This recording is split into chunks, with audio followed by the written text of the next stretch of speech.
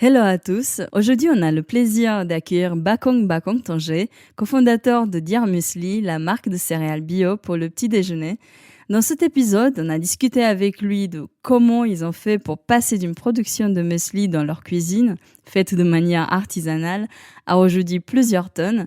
On discute également de comment ils ont mis en place des partenariats avec Monoprix ou Sephora, de comment ils ont développé la marque Dear Muesli sur Instagram et encore d'autres sujets tout aussi intéressants que je vous laisse découvrir. Mais avant, je voulais vous parler du cercle e-commerce geeks.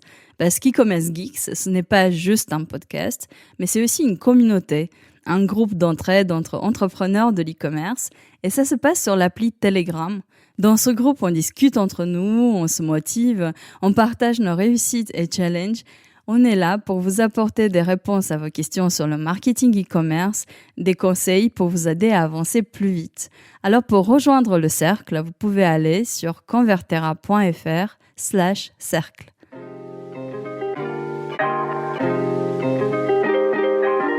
Bonjour et bienvenue sur e-commerce geeks, le podcast des passionnés du e-commerce. Nous sommes Johan Bassinet et Irina Nikou, et nous partageons avec vous des stratégies de croissance e-commerce, des réflexions sur les tendances marketing, des idées pour vous aider à mieux vendre en ligne. Ce podcast sort toutes les semaines, pensez à vous abonner pour ne manquer aucun épisode. Alors aujourd'hui, nous sommes avec Bakong Tanger de Dear Muesli. Salut Bakong. Salut. Bonjour Bakong. Hello, comment ça va? Alors on est heureux de t'avoir sur le podcast e-commerce geeks.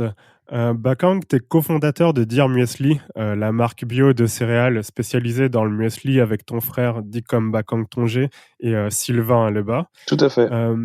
Il y a plein de choses qui nous intéressaient sur la manière dont vous avez utilisé Instagram au début pour lancer Dear Muesli et sur votre stratégie de distribution. Ouais. Mais pour commencer, est-ce que tu peux nous raconter comment ça a commencé l'aventure Dear Muesli et aussi pourquoi le muesli?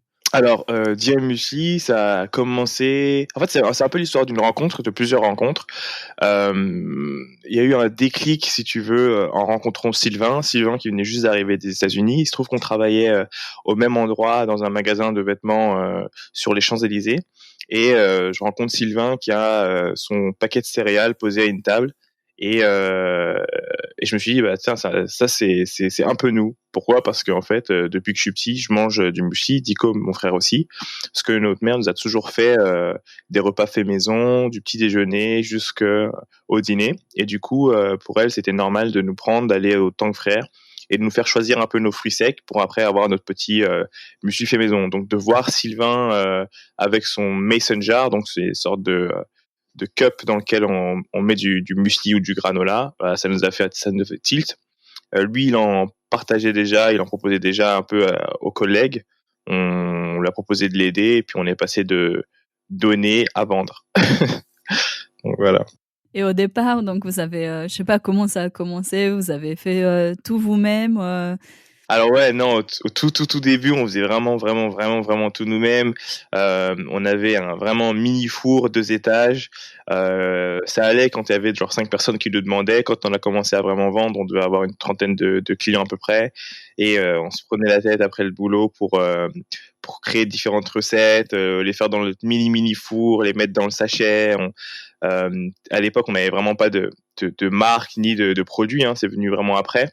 Mais ce qu'on faisait, c'est qu'on allait trouver des sachets en craft qui étaient alimentaires, trouver une façon de les sticker. Enfin, on a vraiment tout appris sur le tas, quoi. Et je sais qu'il y a souvent une période où c'est un peu compliqué, enfin la croissance se fait vraiment lentement. Et puis il y a toujours un déclencheur, enfin quelque chose qui fait que tout s'accélère. Dans votre cas, quel a été ce déclencheur? Alors nous, notre déclencheur, ça a été un passage sur Télématin. Ouais, on est passé sur Télématin un matin et puis ils sont passés en fait dans notre labo. À l'époque, on avait un pote qui nous laissait un peu son labo alimentaire et du coup, après ce passage-là, ouais, ça a été on a eu des commandes pendant quasi 4-5 mois après ça. Ah oui, c'est pas mal. 4-5 mois de commandes, ouais, en un passage. Donc ça a changé complètement la donne. Comme quoi, la télé, faut pas abandonner la télé. D'accord, donc vous avez commencé enfin vous êtes passé d'une production artisanale à une grosse production, du jour au lendemain, en fait? Exactement, ça s'est vraiment fait du jour au lendemain. Enfin, on nous avait dit de nous préparer un petit peu, donc on s'était un peu préparé, mais tu jamais vraiment prêt à ce genre de changement. Et en ce moment, vous en êtes où? À quoi ça ressemble Dear Musli aujourd'hui? Bah, alors aujourd'hui, on est dans une phase, un peu, spéciale dans le sens où, on avait décidé de sortir, de tout ce qui était, comment dire? Magasin de distribution. C'était stratégique et là, on va retourner en distribution, donc on change un peu si tu veux, on change un peu notre stratégie.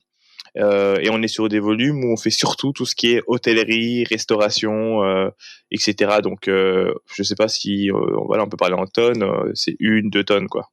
Cool. Et au début, vous avez utilisé du financement pour lancer la marque?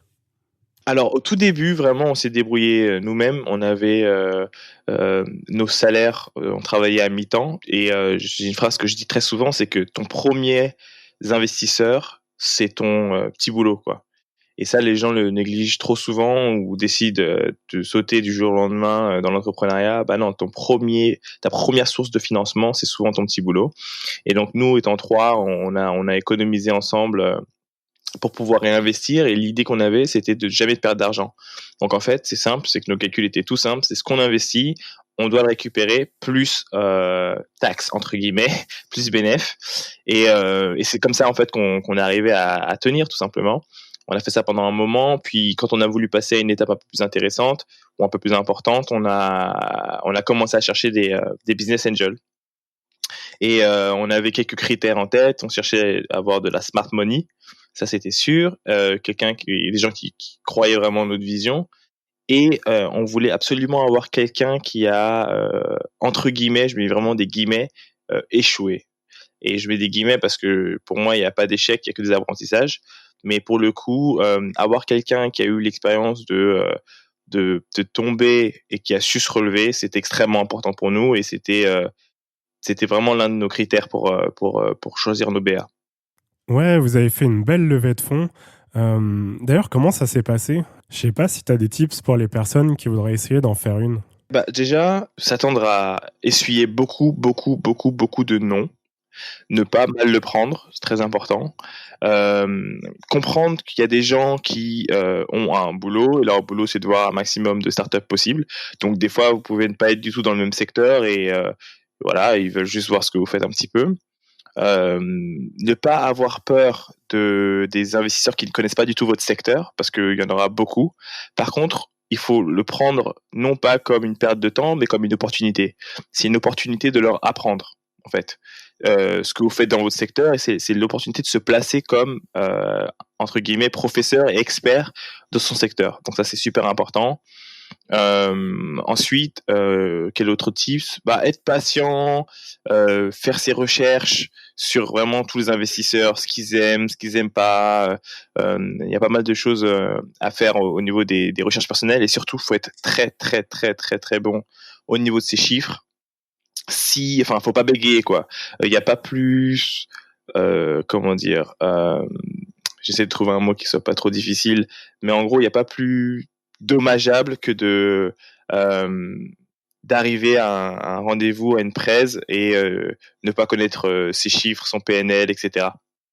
C'est juste que ça le fait juste pas, quoi. En fait, quand il te pose une question, faut pouvoir répondre au tac au tac, faut vraiment l'apprendre par cœur. Parce que c'est vraiment ça qui joue, c'est que les gars investissent les gars et les femmes investissent sur une équipe et du coup, faut être au niveau des chiffres, faut vraiment être au taquet, quoi. Vraiment, vraiment au taquet. Oui et puis, vous êtes aussi sur un marché où il y a beaucoup de gros players comme Nestlé, Kellogg's, Exactement. donc je pense que vous avez dû faire preuve de persuasion. D'ailleurs, pour ceux qui nous écoutent, qui connaissent peut-être pas encore la marque, qu'est-ce qui différencie, Dear Musli d'un autre produit qu'on pourrait, trouver en magasin, par exemple? Alors, surtout quand on a commencé, Dire Musli, c'était vraiment l'idée d'apporter une alternative saine à ce qu'on pouvait trouver sur le marché. À l'époque, quand on allait dans un Carrefour, Franprix, etc., on pouvait avoir du granola et du muesli, mais ils étaient extrêmement sucrés. Et on est arrivé avec une alternative là. Là, la suite pour Dire Muesli, c'est vraiment de venir avec toujours des produits en snack qu'on peut emporter chez soi ou qu'on peut prendre sur la route, très très sain, garder cette légitimité, mais ensuite partir sur un côté un peu plus technologique avec du sur-mesure et des recettes qui seront adaptées à chacun. D'ailleurs, vous travaillez toujours sur un algorithme, vous l'avez déjà mis au point pour personnaliser les recettes? On travaille sur un algorithme qu'on a lancé et puis on s'est rendu compte qu'il y avait encore beaucoup de travail à faire. Donc on l'a mis en pause là pour le moment pour pouvoir le relancer une fois qu'il y aura les modifications qui doivent être faites dessus, qui sont vraiment, vraiment, vraiment primordiales en réalité. Oui, en tout cas, c'est innovant comme démarche. Je pense vraiment que la personnalisation, c'est l'avenir. On en parlait d'ailleurs dans un ancien épisode. Il y a un besoin de se différencier, de se sentir unique, surtout pour la nouvelle génération. Donc, il y a aussi une attente auprès des marques qu'elles répondent à ce besoin, qu'elles interagissent avec les gens en tant qu'individus. Quelle est ta vision sur la personnalisation?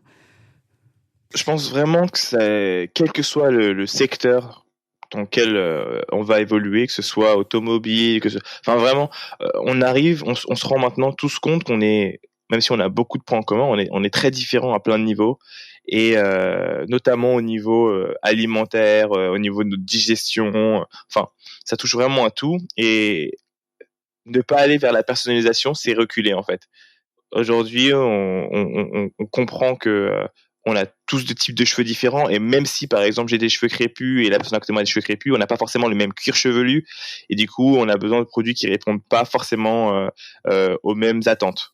Donc je pense qu'on est plus en retard technologique, on est plus sur un retard technologique par rapport à ce qui est présenté aujourd'hui. Il y a quelqu'un qui va dire que ok, grâce à cette pilule, je peux je sais pas moi, travailler sur tes intestins, etc. Et je pense qu'on est un peu en retard à ce niveau-là, et qu'au niveau des résultats, c'est un peu là où ça peine un petit peu, mais ça va venir au fur et à mesure.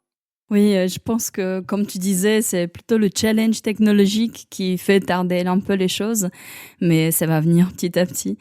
D'ailleurs, pour vous, en fait, l'algorithme, ça permettrait à quelqu'un de faire ses recettes personnalisées et ensuite vous proposer un abonnement.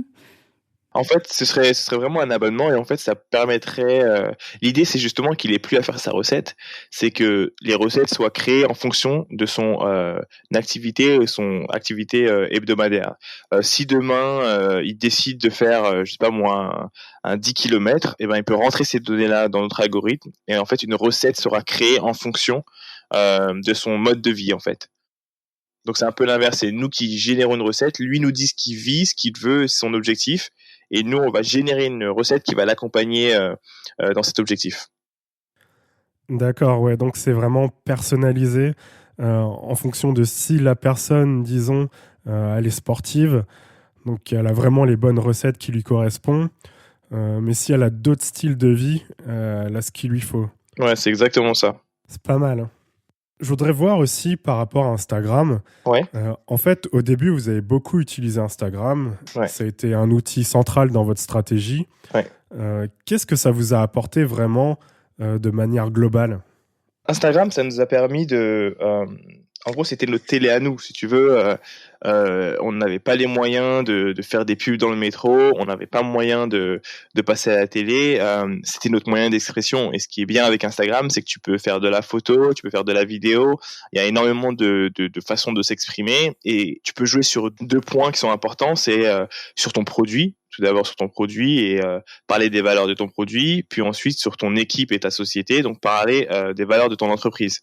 Et ça, on pouvait pas le faire avant. Donc les gens ont besoin de savoir qu'il y a des humains derrière une marque, et que on a une mission, qu'on a des envies, et que on veut les partager finalement avec nos clients. Et aujourd'hui, voir une start-up ou une société comme autre chose qu'un géant humain, comme on aime à l'appeler, euh, qui fait partie de la société, c'est compliqué. Pour moi, une start-up aujourd'hui doit contribuer à la société, au bienfait de la société. Oui, oui. Et puis c'est vrai que dans l'e-commerce et même dans la vente de produits aujourd'hui, enfin, sans Instagram, c'est difficile si on veut vraiment créer une marque et montrer enfin, qui on est et pourquoi on le fait. Ouais, c'est ça. Et puis, c'est complètement ça, c'est l'importance de la marque. Comment est-ce que tu crées ta marque? Comment est-ce que tu veux communiquer? Ça te force à te poser des questions, du ton. Ça te force à aussi rester très proche de ton client. Tu peux créer, et c'est aussi quelque chose qui était très intéressant pour nous, c'était l'engagement en fait. Pouvoir communiquer avec ses clients en direct. Bah, tu vois, c'était pas trop possible avant. Enfin, t'avais quand même Facebook, mais D'ailleurs, j'ai vu que vous avez été choisi par Instagram pour devenir ambassadeur pour les stories. Comment ça vous est arrivé et comment ça s'est passé? alors en fait, c'est eux qui nous ont trouvés sur les réseaux. Ils nous ont un peu expliqué comment ils ont fait avant, mais ce qui est marrant, c'est qu'ils nous ont envoyé un mail un peu random, on n'y a pas cru. Ils nous ont envoyé ensuite un deuxième mail, et là, quand on a fait le call, on a vu qu'il y avait genre 20 personnes d'un peu partout dans différents États des États-Unis pour nous dire que non, c'était vraiment vrai, qu'ils voudraient nous filmer, je crois que c'était 2-3 semaines après. Donc ça allait très très vite. Mais pour la petite histoire, ouais, du coup, ils nous ont trouvés sur Insta, et apparemment, il y avait une fille de leur équipe qui nous suivait depuis un moment et qui leur a dit non, bah, en fait, d'après ce qu'ils nous ont dit, on correspondait beaucoup à leur idée de ce à quoi une marque doit ressembler sur les réseaux sociaux. Et donc, ils nous ont mis sur la campagne monde parce que ce soit aux États-Unis ou dans d'autres parties du monde, ils pensaient qu'il y avait une possibilité pour que les gens puissent se voir un peu en nous. Donc c'était peut-être le profil de la marque qui commence à vraiment se développer sur Instagram. Tout à Vous fait. êtes aussi un beau exemple de communauté, enfin d'avoir créé une communauté autour de produits. Donc effectivement. Ouais, tout à fait. Et d'ailleurs, pour ceux qui nous écoutent, je sais pas, qu'est-ce que tu conseillerais à quelqu'un qui veut développer sa marque sur Instagram? Qu'est-ce que tu lui conseillerais pour cartonner vraiment? Qu'est-ce qui a le mieux fonctionné pour vous en fait? Alors, la première chose, ce serait de faire des tests. C'est très important de savoir quelles sont les photos qui marchent le mieux. De savoir si on est capable de prendre des photos, c'est super important. Et si c'est pas le cas, de savoir déléguer cette tâche-là qui est super importante. Il faut vraiment pas lésiner dessus. Ensuite, la deuxième chose, c'est de savoir ce qui fonctionne. Parce que au bout d'un moment, on se rend compte finalement je vais vraiment être très technique. Enfin, je vais rentrer sur le cœur du sujet. Quand on est sur 6 carrés, par exemple, 6 postes, il y a des postes qui fonctionnent très bien, d'autres qui fonctionnent moins bien.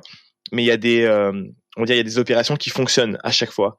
Et en fait, c'est de pouvoir finalement montrer du doigt, pointer du doigt ces différents postes qui fonctionnent et ne faire que cela.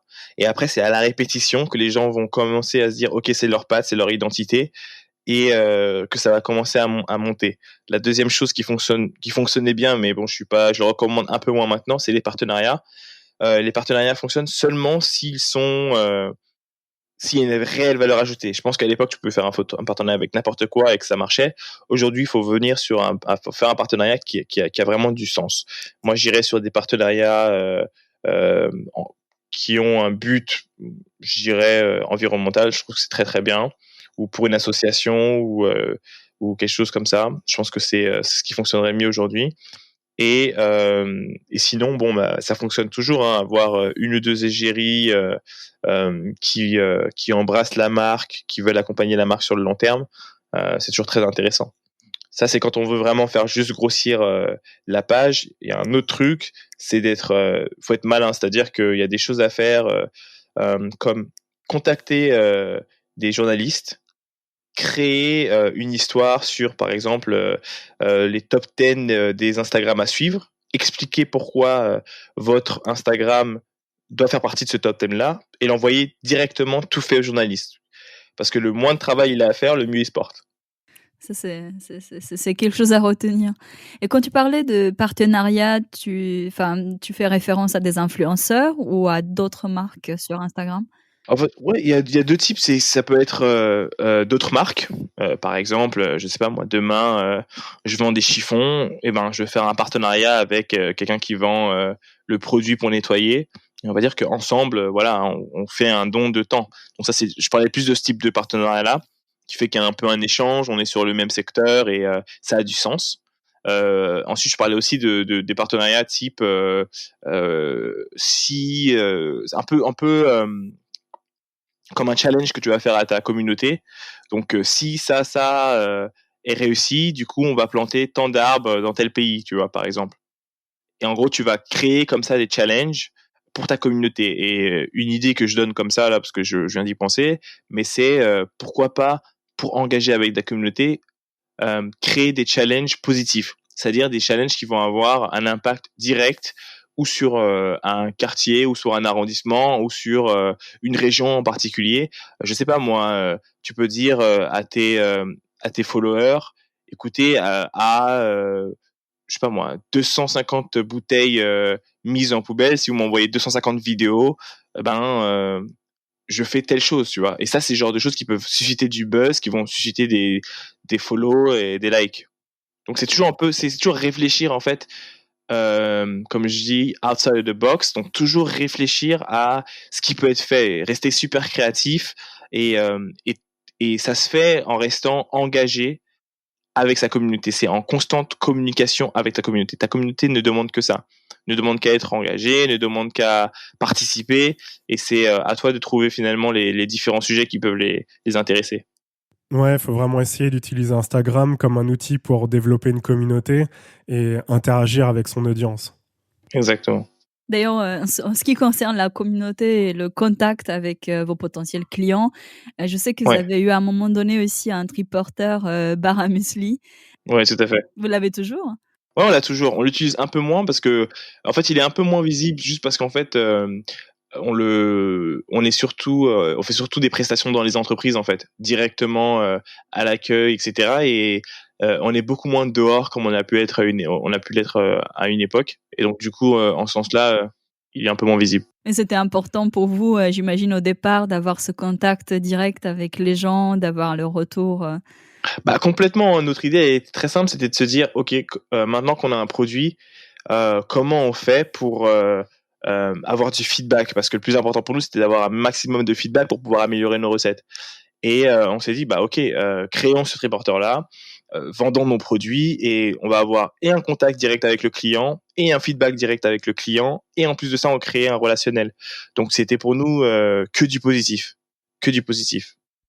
Dear Musli, ça a commencé en ligne sur les réseaux sociaux Yes. et donc par la suite, vous avez aussi distribué vos produits dans les magasins, les l'épicerie fine et même chez Monoprix. Ouais. Comment vous avez fait cette transition, enfin, d'une marque exclusivement, vendue en ligne, à un sorte de mix de digital et distribution en magasin physique? Ah, c'était une décision qui était un peu difficile pour nous parce que justement, généralement, on se dit qu'il faut pas trop se défocus, donc rester sur un segment et puis après, au fur et à mesure évoluer.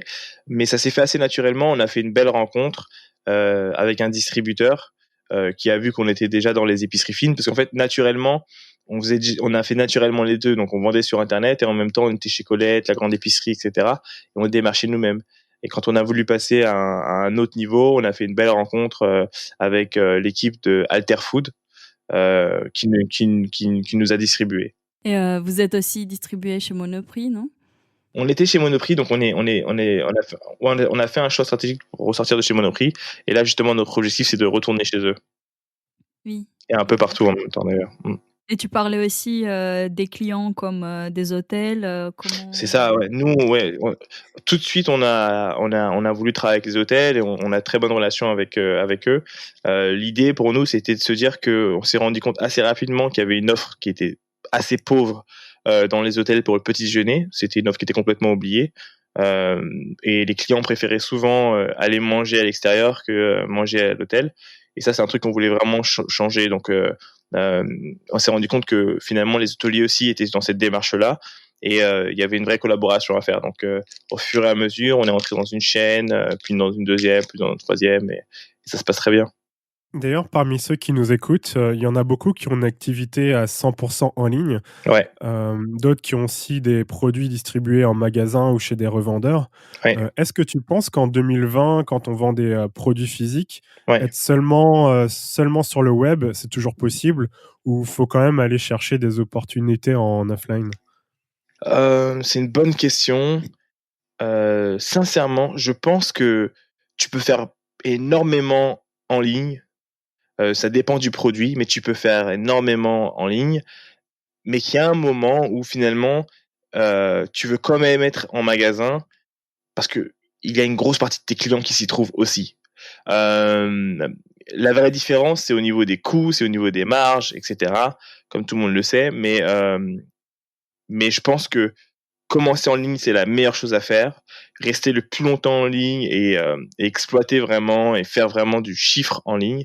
Puis il y a un moment où, ou bien tu vas décider d'entrer dans les magasins et distribuer, ou bien tu vas réfléchir à créer ton propre flagship et du coup vendre directement dans ton magasin pour pouvoir garder cette expérience. Donc c'est vraiment un choix. Donc, mais je pense qu'il y a la dualité est importante. Commencer peut-être sur Internet, puis ensuite enchaîner avec les magasins, c'est très bien. C'est d'autres volumes, c'est d'autres échelles, ça réduit les coûts. Il y a plein de choses qui sont à prendre en compte. En ce qui concerne les partenariats, vous avez aussi fait des collaborations avec des marques comme Sephora, Daman Frères. Ouais. Qu'est-ce que ça implique, un tel partenariat, ou ça prend combien de temps pour le mettre en place? Oh, c'est relativement rapide, ça dépend vraiment enfin, pour nous, les partenariats, faut savoir qu'on on s'est inspiré beaucoup du monde de la mode pour ça. Euh, Quand on a commencé à faire les partenariats, il y en avait très très peu. Aujourd'hui encore, je pense qu'on n'entend pas un partenariat un partenariat entre Danone et Coca-Cola, c'est quasi impossible. Enfin, je sais pas, c'est quelque chose qui se fait pas beaucoup et on s'est vraiment inspiré nous du monde de la mode pour faire ces partenariats-là. On a expliqué un peu aux partenaires avec qui on voulait les faire ça avait beaucoup de sens et généralement ils sont partants. En termes de temps, c'est relatif. Nous, ça peut nous prendre pour boucler un partenariat en fonction de la recette, ça peut nous prendre 2 mois, quoi. 2, 3 mois, ce qui est très très très très court quand tu compares à une grosse boîte. Une grosse boîte pour faire un partenariat, ils doivent le réfléchir 1 à 2 années en avance. Là, on parle de partenariat, on a parlé aussi de la distribution en magasin physique. Et mais enfin, en fait, l'idée, c'est qu'il faut être un peu là où le client se trouve et le suivre un peu dans son parcours, et donc être aussi sur toutes les plateformes. Ce que je trouve que vous faites d'ailleurs très bien. Vous êtes sur Instagram, vous avez une chaîne YouTube, un podcast aussi maintenant. Yes, tout à fait. Dis-nous un peu plus sur votre approche. Par exemple, quel est le rôle de chaque plateforme pour DM Muesli? Alors, YouTube, pour nous, c'était une façon de faire respirer Dear Musli en créant donc un show qui s'appelle Missy Bo's Kitchen, qui permet en fait aux gens très rapidement de faire un petit déjeuner ou de faire un snack ou faire un lunch. Donc l'idée, c'est vraiment de faire respirer la marque. Instagram, c'est pour raconter l'histoire de Dear Musli. Donc on a Instagram Dear Musli, c'est pour raconter l'histoire de Dear Musli et son équipe, etc. Ensuite, on a un autre Instagram qui s'appelle Musli Boys. Et là, c'est pour raconter un peu l'histoire des fondateurs. Expliquer qu'il y a une balance aussi. Hein. On n'est pas 24 heures sur 24 sur Dear Musli. Ensuite, on a Facebook qui est beaucoup plus pour nous dans l'explication, dans l'éducation du détail du produit, du détail de ce qu'on veut faire. Et c'est là que tu vas être un peu plus sur même ta mission, etc. Quoi d'autre? On a du coup le podcast. Le podcast, c'était vraiment pour nous. Donc le podcast s'appelle Lucky Day sur toutes les plateformes. L'idée pour nous, c'était vraiment de trouver une façon de répondre aux questions parce que ça vient toujours de la même chose. C'est que quand on a créé Mussi Boss Kitchen, c'est parce que les gens nous demandaient comment je dois manger mon granola, etc. Et on s'est dit ok, on va répondre à cette question-là, mais on va le faire sous forme d'un show. Et c'est un peu pareil pour le podcast. On reçoit beaucoup de mails et il y a beaucoup de questions sur comment lancer ma boîte, par où passer, etc. On s'est dit ok, on va faire pareil. On va le faire sous forme d'un show. Donc on a créé Lucky Day.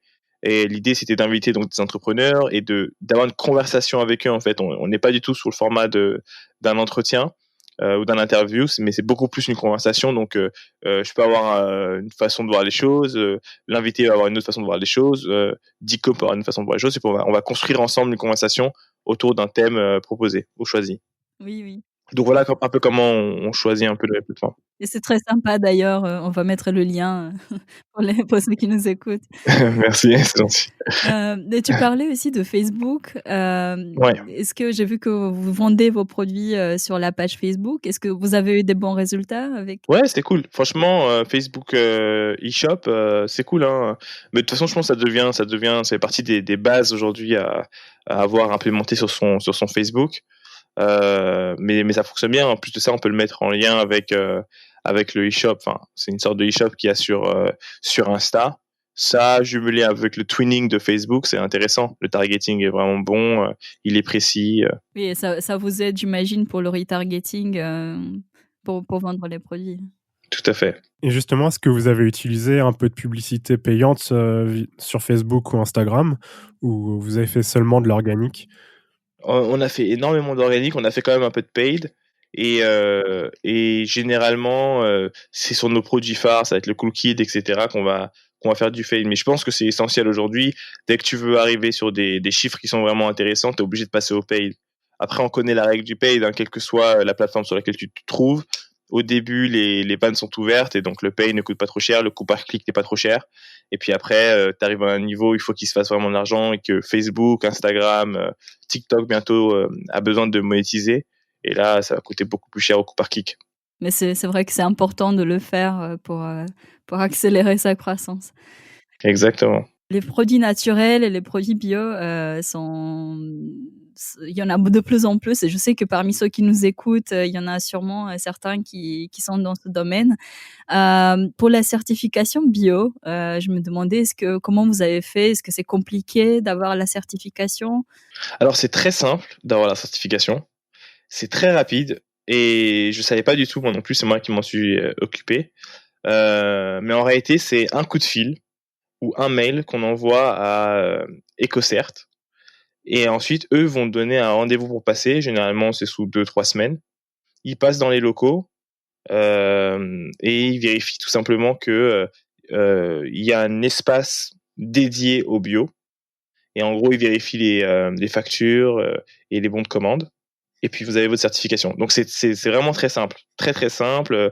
Il faut pas s'imaginer qu'il y ait besoin d'avoir un labo énorme, hein. Nous, on avait une petite salle, une sorte de petite salle rikiki, salle blanche, et ça suffisait largement, quoi. D'accord, et ça implique aussi un investissement, financier? Oui, par contre, il y a un investissement, il me semble que à l'année, ça peut être, il me semble que c'est 1 000 € à l'année. Je suis pas sûr. D'accord, bon, c'est faisable. C'est faisable, ouais.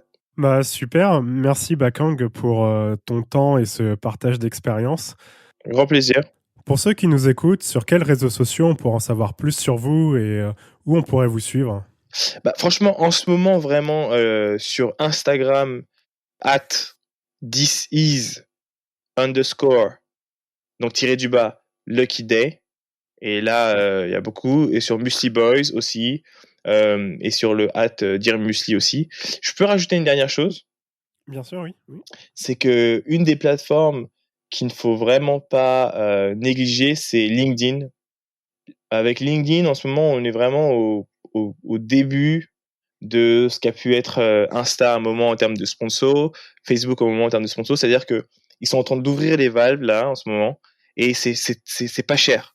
Donc c'est maintenant qu'il faut aller sur LinkedIn, que tu sois un entrepreneur et que tu fasses du B2B, que tu sois un futur salarié. Enfin, il faut vraiment utiliser LinkedIn à son full potentiel maintenant, pendant que c'est pas cher. Et j'ai envie de le crier sur tous les toits parce que c'est vraiment maintenant. Comme TikTok, c'est maintenant. Et LinkedIn, c'est maintenant. Ouais, c'est intéressant ce que tu dis parce qu'il y a quelques jours, je parlais, avec une autre entrepreneur de ça et je l'entends de plus en plus. En plus, des marques qui communiquent sur, LinkedIn, des marques B2C, ce qu'on n'imaginait pas en fait avant. Ouais, c'est énorme, c'est énorme. Il y a vraiment un vrai potentiel. Il y a... Tu te rends compte que sur LinkedIn, t'as quasi que des clients. Enfin, ils sont tous là, quoi. Donc, ton travail de commercial est en train de se transformer en, ok, comment, alors nous en B2C, on essaye d'avoir Instagram, Facebook. En B2B, les commerciaux vont pouvoir aller directement sur LinkedIn. Mmh. Et est-ce qu'il y a une campagne que vous avez fait récemment qui a très bien marché, sur LinkedIn? Alors, ce qui a bien marché pour nous sur LinkedIn, c'était plus en termes de recrutement, en fait. Voilà, on était parti sur un truc un peu funny, si tu veux, pour recruter notre chef de R&D. Et en fait, avant ça, on a pu, comment dire, cataloguer un peu toutes les candidates qu'on voulait avoir. Et on a créé une sorte de chaîne de mails un peu cool, un peu sympa pour qu'elles aient envie de venir bosser avec nous. Et ça, c'est un truc qui, avant, on aurait dû passer par une agence, tu sais, intermédiaire, qui va te trouver tes meilleurs trucs. Ça va te coûter un bras et pour avoir potentiellement les mêmes recrues, quoi. Donc c'est des économies, c'est intéressant. Oui, oui. Et même si c'est une campagne de recrutement, ça fait quand même connaître la marque. Et puis si Ah c'est oui, quelque chose de complètement, sympa, de fun, ça devient viral, et donc ça aide aussi. complètement, complètement. Mm. Oui, puis c'est vrai qu'il y a un reach, enfin moi que je vois sur LinkedIn qui est en ce moment assez fou quand on le compare avec Instagram ou Facebook. Euh, Enfin, ça nous arrivait de poster des choses et de faire du buzz, enfin sur des infographies ou sur des images assez simplement, Exactement. Et ça, sans trop se prendre ouais, la tête, alors que, enfin, sur Facebook, Instagram, c'est juste, enfin maintenant, c'est beaucoup plus c'est compliqué d'avoir impossible quasi. ouais, les mêmes résultats. Ouais. Ouais. C'est ça, et ça fonctionne très très bien. Les infographies sur LinkedIn fonctionnent très bien. Tu t'imagines, toi, t'es candidat, tu cherches à avoir un taf, ou bien encore mieux, on est sur un cas d'entrepreneur, donc tu as ton e-commerce, tu veux vendre un produit, tu sais pas vraiment encore comment le vendre. Toi, ce que tu fais, c'est que tu crées une entre guillemets fausse infographie, c'est une vraie infographie sur ton sujet. Mais je veux dire, tu fais un truc très simple et dans le lien du haut, par contre, tu vas balancer ton site. Et tout d'un coup, tu te retrouves avec un trafic important, avec des gens qui prennent connaissance de ton site, avec des gens qui sont potentiellement intéressés par le service que tu peux avoir à offrir. Enfin, tu vois, c'est vraiment, vraiment intéressant. C'est clair. La vidéo aussi, ça marche très, très bien. Je sais que l'algorithme de LinkedIn met en avant les vidéos. Ils essayent de pousser la vidéo native. Donc, il y a pas mal de choses à tester en ce moment. Ouais, tout à fait, ouais. Bah super, merci pour ce partage d'expérience et toutes ces idées. C'était un plaisir. Alors on va bien sûr mettre tous les liens dont on a parlé dans la description de cet épisode. Merci encore Bakang, à très vite. Ça marche. Allez, à bientôt. Merci. À bientôt, Bakang. Un des grands problèmes quand on est entrepreneur, c'est qu'on est souvent seul.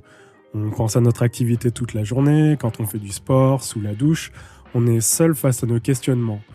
C'est la raison pour laquelle on vient de créer un groupe de messagerie, le Cercle e-commerce Geeks. C'est un groupe d'entraide entre entrepreneurs de l'e-commerce et ça se passe sur l'appli Telegram. Donc si vous ne connaissez pas, c'est un peu comme WhatsApp. Et ce qui est vraiment sympa avec un groupe, c'est que ça crée une réelle proximité. Dans ce groupe, on va pouvoir discuter entre nous, se motiver.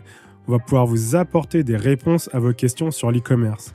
Vous aurez accès à des conseils que vous allez pouvoir appliquer chaque jour pour faire avancer votre activité.